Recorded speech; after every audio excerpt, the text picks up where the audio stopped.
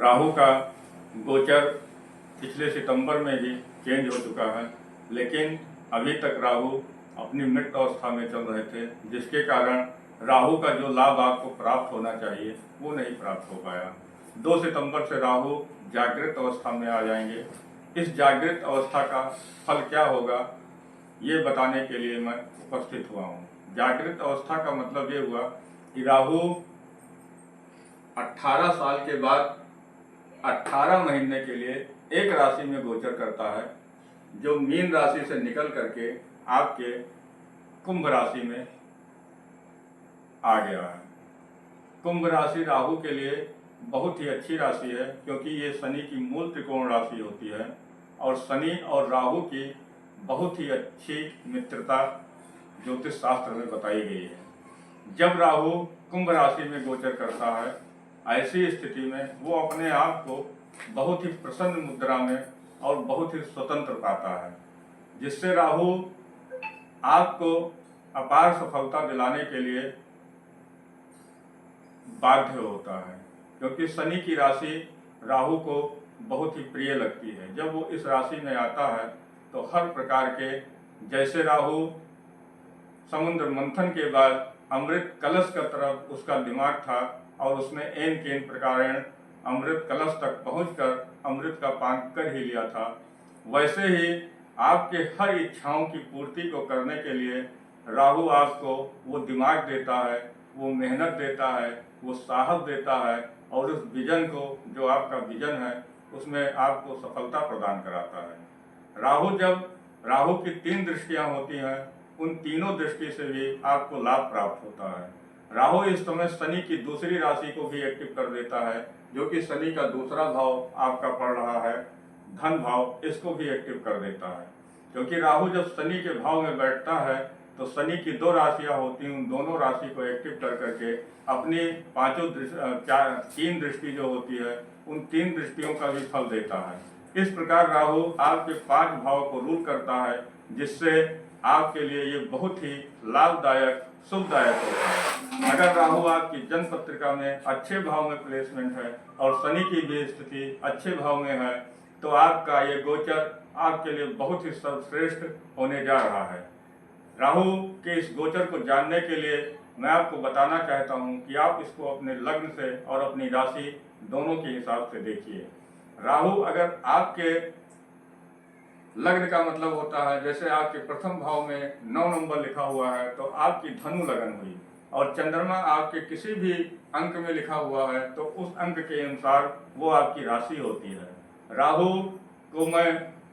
राहु के बारे में जो मैं बताऊंगा उसको आपको इस तरीके से देखना है कि लग्न में अगर अच्छा बता रहा हूं और राशि में अच्छा बता रहा हूं तो ये आपके लिए सर्वश्रेष्ठ हो गया।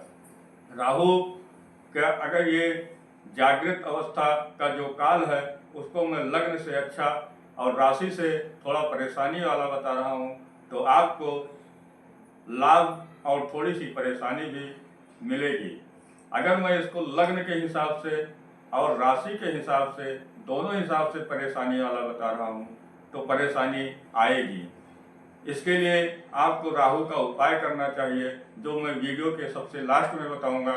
अगर उस उपाय को आप करेंगे तो राहु का कुंभ राशि में जागृत अवस्था का ये गोचर आपको भी अच्छा लाभ देगा और जरूर देगा। मैं एस्ट्रोलॉजर उमाकांत शुक्ला। अगर आपने अभी तक मेरे चैनल को सब्सक्राइब नहीं किया है तो आप जरूर सब्सक्राइब करें, अपने प्रियजनों को, अपने दोस्तों को और अपने परिवार के लोगों में शेयर करें, जिससे उनको भी पता लगे कि राहु का ये गोचर, राहु की ये जागृत अवस्था उनको क्या प्रदान करेगी, क्या लाभ प्रदान करेगी। आइए चलते हैं हम अब इस राहु के जागृत अवस्था के बारे में आपको बताने कि आपको क्या लाभ प्राप्त होगा। राहु आपके 3rd हाउस में गोचर कर रहा है।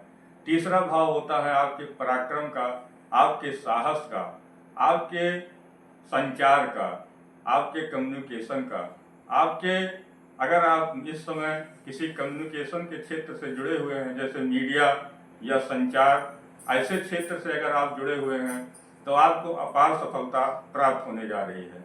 आपकी बातचीत का लहजा, आपकी कम्युनिकेशन का लहजा ऐसा होगा कि अगर आप राजनीति से जुड़े हुए हैं तो आपको राजनीति में भी बहुत अच्छी सफलता प्राप्त होगी। आपको छोटे भाई बहन से इस समय अच्छा लाभ प्राप्त होगा।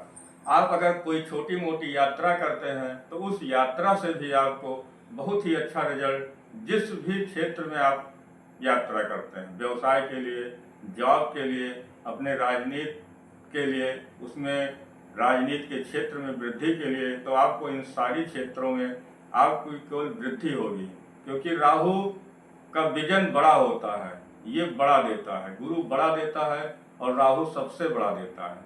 तो इस समय ये आपको केवल बड़ा देने के लिए आया है, आपकी जो सोच होगी उससे ज़्यादा देने के लिए आया है। आप इसका लाभ उठाइए। अब जानते हैं राहु के दृष्टियों के बारे में। राहु की 5वीं दृष्टि आपके 7वें भाव पर पड़ रही है।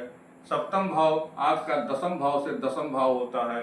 10वें भाव से पद प्रतिष्ठा, आपकी नौकरी, आपका कार्यक्षेत्र देखा जाता है। उसी प्रकार से 10वें भाव से भी इन सारी चीज़ों का विचार किया जाता है। आपकी पद प्रतिष्ठा में वृद्धि होगी। अगर आप कोई व्यापार साझेदारी में कर रहे हैं, पार्टनरशिप में कर रहे हैं, तो आपका व्यवसाय बहुत ही अच्छा और आपकी पार्टनरशिप भी बहुत अच्छी हो जाएगी। इस समय पे आपके व्यापार का भाव है तो व्यापार आपका दिनों दिन बढ़ता रहेगा। आपको उच्च पद की प्राप्ति होगी, प्रतिष्ठा आपका समाज में बहुत अच्छा बनेगा। ये सारी चीज़ें राहु की 5वीं दृष्टि से आपको प्राप्त होने जा रही है। राहु की 7वीं दृष्टि आपके भाग्य भाव पर पड़ेगी। कहा जाता है कि 99% मेहनत और 1% भाग्य। आपने देखा होगा कि कुछ लोग कुछ ही दिनों में करोड़पति अरबपति बन जाते हैं या किसी भी क्षेत्र में बहुत नेम फेम प्राप्त कर लेते हैं। उनका मेहनत के साथ में 1% जो भाग्य होता है वो उनके साथ हो जाता है, तो वो 1 कदम बढ़ाते हैं तो 10 कदम का लाभ उनको मिलता है। 1 रुपए का काम करते हैं तो 100 रुपए प्राप्त होता है, क्योंकि भाग्य उनका पूरा साथ उनका देता है। ठीक उसी प्रकार से राहु की दृष्टि आपके 9वें भाव पर, भाग्य भाव पर पड़ने से आपका भी भाग्य पूरी तरीके से आपका साथ देगा, क्योंकि राहु अमृत कलश को पाने के लिए एन केन प्रकारेण किसी भी प्रकार से उसने अमृत का पान जरूर किया था। तो इस समय आप जो मेहनत किए हैं पुराने समय में, उसका पूरा रिजल्ट आपको मिलने जा रहा है, उससे ज़्यादा रिजल्ट मिलने जा रहा है। आपने अगर 10 रुपए की मेहनत की होगी तो आपको 100 रुपए की प्राप्ति अवश्य होगी, क्योंकि भाग्य आपका आपके साथ होगा, पिता का सहयोग मिलेगा आपको।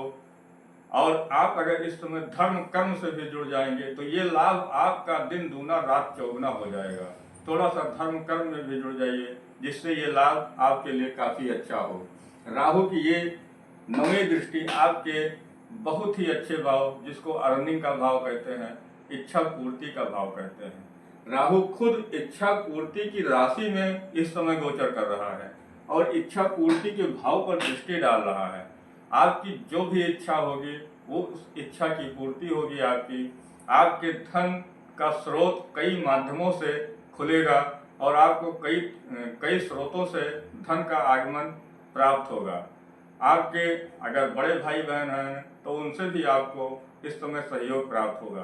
कहने का मतलब ये है कि ये गोचर काल आपके लिए बहुत ही सर्वश्रेष्ठ है।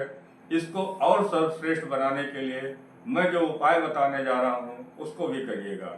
आप प्रतिदिन शिवलिंग पर जल अर्पित करिएगा, जिससे राहु बहुत ही प्रसन्न होता है और शिव जी की भी कृपा आपको प्राप्त होती है। मेडिटेशन, योगा और ध्यान का जरूर करिएगा, जिससे आप निर्णय लेने में हिचकिचाए नहीं और सही निर्णय आप लें। राहु के बीज मंत्र का जाप करिएगा। मैं एस्ट्रोलॉजर उमाकांत शुक्ला। अगर आप मुझसे व्यक्तिगत अपनी जन्म पत्रिका का अध्ययन कराना चाहते हैं और राहु आपकी जन्म पत्रिका में कहाँ पे प्लेसमेंट है और इसका कितना अच्छा रिजल्ट आपको प्राप्त होगा, अगर आप ये जानना चाहते हैं, राहु के रत्न को धारण करने के लिए बिना जन्म पत्रिका के अध्ययन से राहु का रत्न नहीं धारण किया जाता है। सर्टिफाइड ओरिजिनल रत्न प्राप्त करने के लिए अगर आप मुझसे संपर्क करना चाहते हैं तो मेरे मोबाइल नंबर और मेरे व्हाट्सएप नंबर पर जुड़ करके आप संपर्क कर सकते हैं। जय सिया राम, हर हर महादेव।